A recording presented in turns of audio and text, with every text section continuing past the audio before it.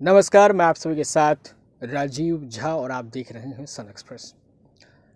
इन दिनों माध्यमिक व उच्च माध्यमिक के जितने भी स्टूडेंट रहे हैं वे अपनी परीक्षाओं को लेकर काफ़ी परेशान फ़िलहाल चल रहे थे कि आखिर परीक्षाएं तो रद्द हुई, लेकिन अब उनके जो मार्क्स हैं उस मार्क्स को या फिर मूल्यांकन जो भी रिज़ल्ट बनेंगे वो किस आधार पर बनेंगे, इसको लेकर केंद्र व राज्य सरकार दोनों जो है परेशान चल रहे थे। और इसको लेकर एक विशेष कमेटी भी बनाई गई थी।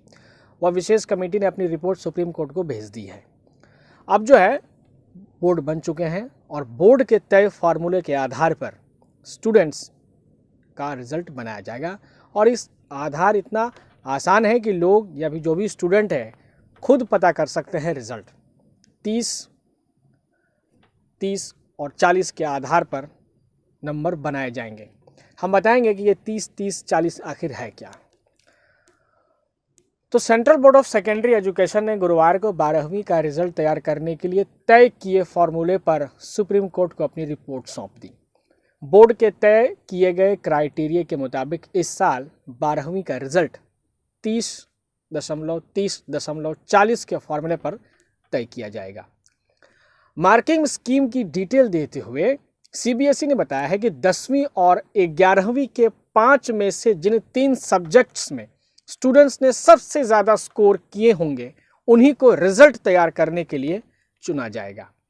एक बार फिर से हम बता दें अपने सभी दर्शकों की जानकारी के लिए कि मार्किंग जो कि बच्चों को जो रिजल्ट बनाई जाएगी उसकी डिटेल देते हुए सीबीएसई ने बताया है कि 10वीं व 11वीं के 5 में से जिन 3 सब्जेक्ट्स में स्टूडेंट्स ने सबसे ज़्यादा स्कोर किया होगा उन्हीं को रिजल्ट तैयार करने के लिए चुना जाएगा। वहीं ये बात थी 10वीं और 11वीं की। वहीं 12वीं के यूनिट, टर्म और प्रैक्टिकल एग्जाम में मिले अंकों के आधार पर रिजल्ट तैयार किया जाएगा। आखिर यह क्या है? कुछ हमारे स्टूडेंट्स जो भी हमारे दर्शक भी परेशान हो रहे हैं कि आखिर ये 30.30.40 का फॉर्मूला है क्या। तो सीबीएसई के बनाए पैनल ने 12वीं के छात्रों के मूल्यांकन के लिए 30-30-40 का फॉर्मूला तय किया है। इसके तहत 10वीं 11वीं के फाइनल रिजल्ट को 30% वेटेज दिया जाएगा और 12वीं के प्री बोर्ड एग्जाम को 40% वेटेज दिया जाएगा। सीबीएसई ने 4 जून को 12वीं के स्टूडेंट्स की मार्किंग स्कीम तय करने के लिए एक 13 सदस्यीय कमेटी का गठन किया था। इस समिति को 10 दिनों में रिपोर्ट सौंपने के निर्देश दिए गए थे। अब स्टूडेंट जो है अपना रिजल्ट खुद पता कर सकते हैं। बोर्ड की तरफ से असेसमेंट क्राइटेरिया तय होने के बाद से ही स्टूडेंट्स इसे लेकर असमंजस में पड़ गए हैं। ऐसे में स्टूडेंट्स बोर्ड के तय फार्मूले के आधार पर खुद ही अपने नंबर का अनुमान लगा सकते हैं। उदाहरण ये आपके स्क्रीन पर ये आपको दिख रहे हैं। इस आधार पर जो है आप अपना नंबर निकाल सकते हैं।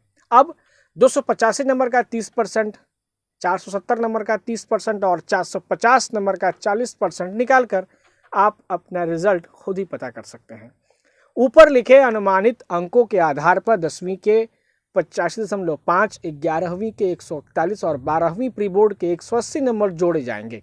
इस तरह स्टूडेंट्स को 500 में कुल 406 नंबर मिलेंगे, जो आधार हमने ऊपर बताया है उस आधार पर। इसके मुताबिक उसके 12वीं में 81% नंबर आ सकते हैं। स्टूडेंट्स ध्यान दें कि यह सिर्फ एक अनुमान है, ज़रूरी नहीं है कि यह नतीजे भी यही हों। और जहां तक सवाल है रिजल्ट्स का, तो 31 जुलाई तक हो सकते हैं रिजल्ट की घोषणा।